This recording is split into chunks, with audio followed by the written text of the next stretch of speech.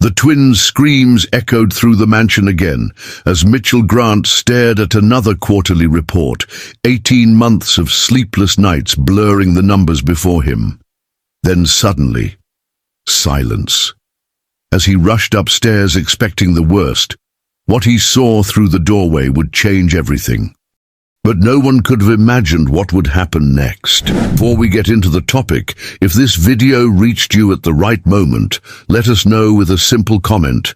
Please like and subscribe if you want to see more content that connects with you. Mitchell Grant's fingers hovered over his laptop keyboard as another piercing scream tore through the mansion's intercom system. His twins were awake. Again. "Mr. Grant?" His assistant's voice crackled through the speaker. "Should I call the night nurse?" Mitchell rubbed his temples, the familiar throb of a tension headache beginning to form. "No, Karen. I'll go up myself." At 38, Mitchell had achieved what most men spent lifetimes pursuing: a tech empire worth billions, a sprawling Connecticut estate, and international acclaim as one of the youngest self-made billionaires in America.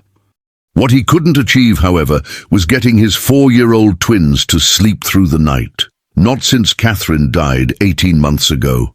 The hallway to the twins' wing stretched before him, each step on Italian marble echoing his failure. The best pediatric grief counselors, the most qualified nannies, even child sleep specialists flown in from Switzerland, none had helped Ethan and Emma sleep through the night without terrors. Mitchell loosened his tie as he approached the twins' door, bracing himself for the familiar scene. Tangled sheets, tear-stained faces, and the haunted look in their eyes that mirrored his own grief. But what he heard stopped him cold. Silence. Panic seized his chest. In the world of parenthood, sudden silence rarely meant anything good. He rushed forward, pushing the door open with more force than intended. The sight before him stole his breath. Emma and Ethan lay peacefully in their beds, eyes closed, chests rising and falling in the steady rhythm of deep sleep. Between them, perched on a small chair, sat a little girl with unruly brown curls, no more than 7 years old.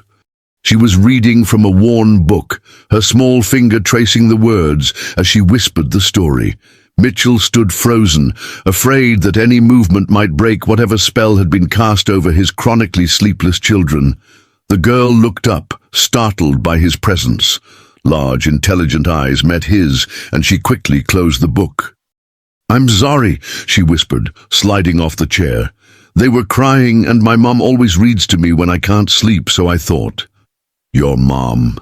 Mitchell asked, his voice barely above a whisper. As if summoned, Olivia Parker appeared in the doorway behind him, her face flushed with embarrassment.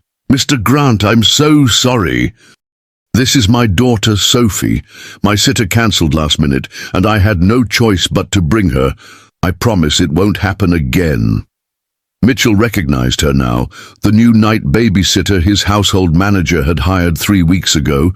He'd barely noticed her during the brief introduction, too consumed with work calls. "How long have they been asleep?" he asked, still staring at his peaceful children. "About 40 minutes, Olivia replied, nervously smoothing her uniform. "I've been trying to get them down for hours, but they kept asking for their mother. Then Sophie came in with her book and started reading, and they just listened, then fell asleep."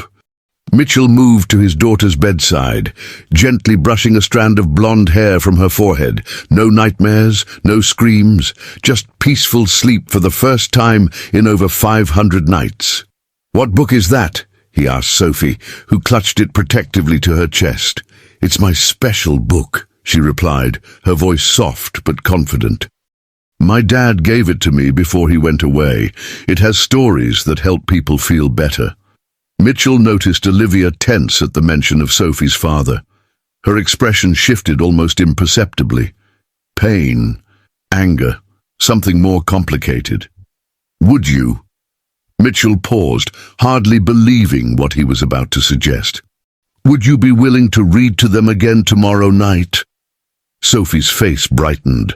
Really? I could bring different stories too. Mr. Grant, Olivia interjected. I don't want Sophie to be a bother. I can arrange for my sister to watch her from now on.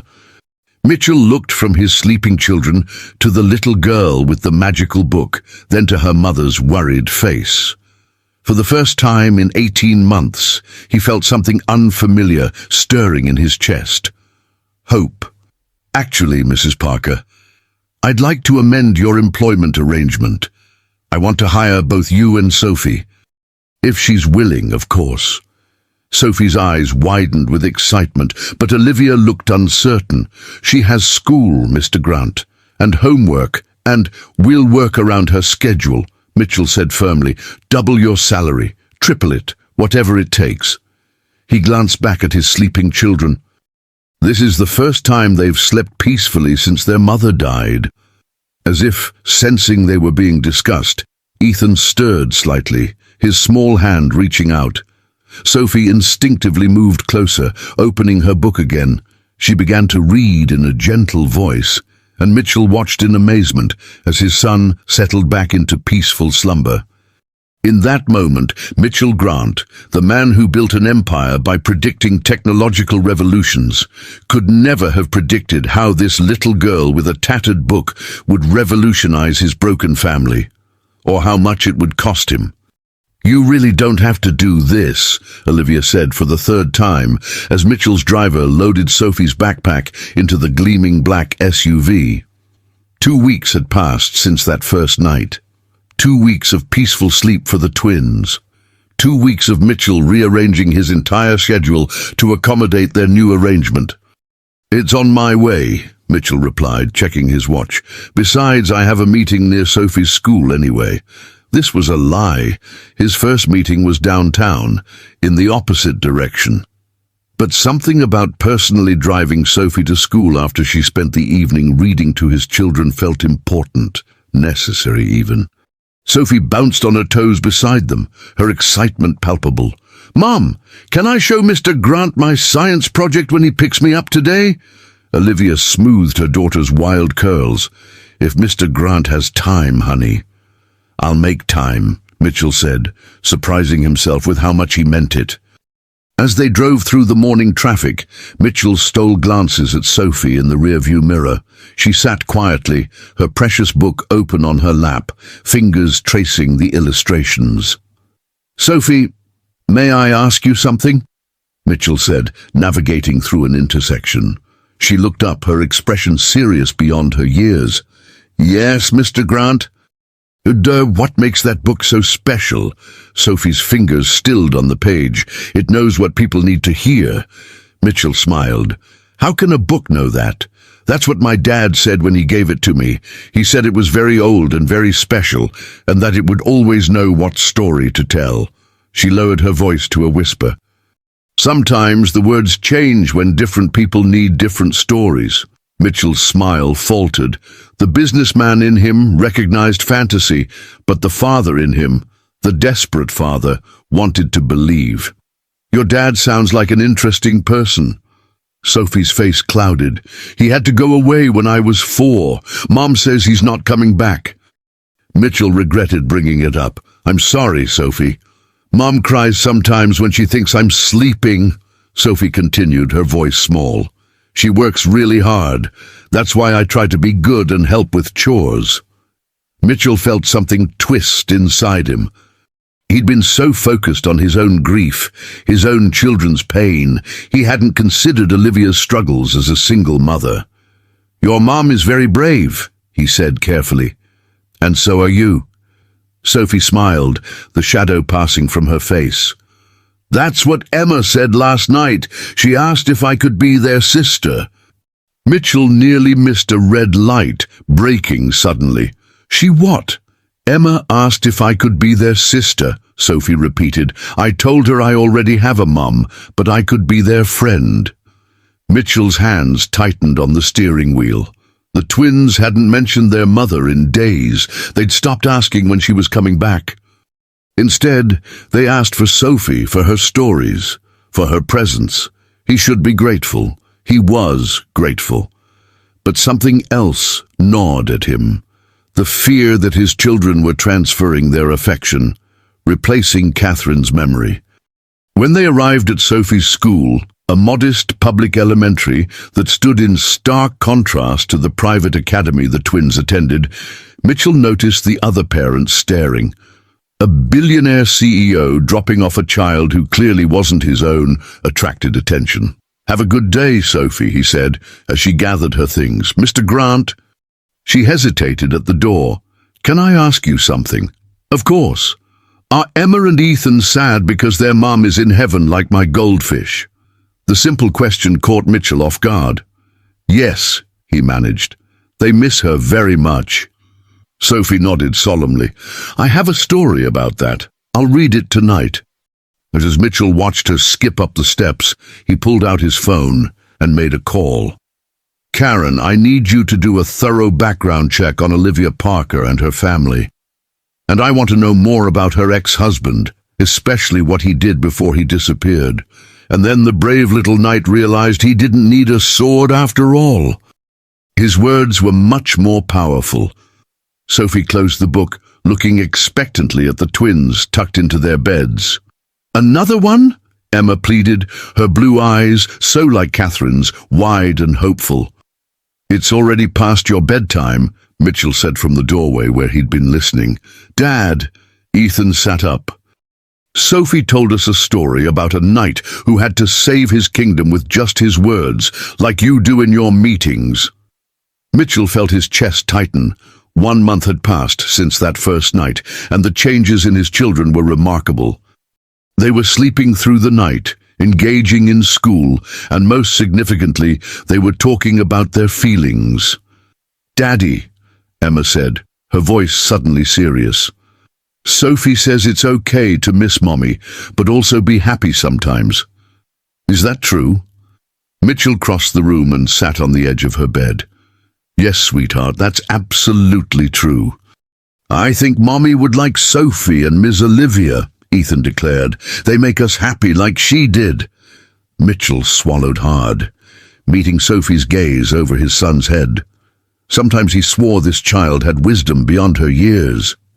"Time for sleep now," Mitchell said, tucking Emma's blanket around her shoulders. "Big day tomorrow." After goodnight kisses and turning on the nightlights, Mitchell gestured for Sophie to follow him into the hallway.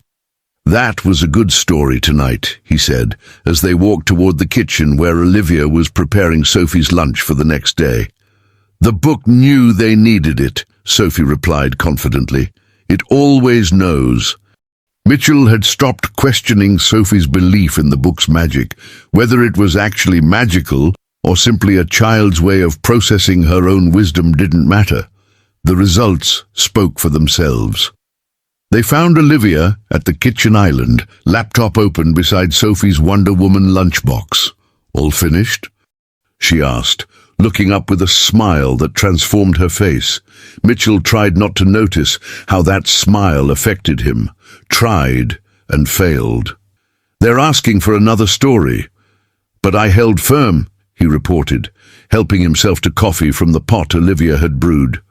"A miracle indeed," Olivia teased. The great Mitchell Grant denying his children something. Their easy banter was new, developed over weeks of working closely together. Olivia had accepted his offer to become the twins' education coordinator, creating a program that addressed both their academic and emotional needs. Mitchell found himself increasingly relying on her insight, not just about the children, but about life beyond spreadsheets and board meetings. "Sophie, why don't you get ready for bed? I'll be up in 15 minutes, Olivia said. Once Sophie had skipped away, Olivia's expression turned serious. "We need to talk about the Christmas program." Mitchell groaned. "Do I really need to be there? Can't you record it?" "Mitchell," Olivia said firmly, "Emma has a solo. She's been practicing for weeks." I know, he sighed. "But the Singapore situation is getting complicated. The auditors have found some concerning patterns dating back 3 years. Olivia's expression flickered so briefly Mitchell almost missed it. "What kind of patterns?" "Financial irregularities," Possibly fraud. Mitchell shook his head. Nothing for you to worry about. 3 years is a long time for fraud to go undetected in a company with your resources, Olivia observed, closing her laptop. Mitchell studied her. Something in her tone felt personal, as if she had intimate knowledge of such matters. It happens more often than you'd think. People get creative when there's money involved. I know, Olivia said quietly. Then, changing the subject, 3 hours, that's all I'm asking. 3 hours to show your children that they matter more than any business problem. The words hit harder than she probably intended. Before Sophie and Olivia entered their lives, Mitchell had been an absent father, delegating the twins' care to a rotating staff of professionals. His grief had been convenient that way, allowing him to bury himself in work rather than face his children's pain, and his own. You're right, he conceded. I'll move things around. Olivia's expression softened. They've come so far, Mitchell, both of them, but they still need to know they're your priority. They are, he insisted. They absolutely are.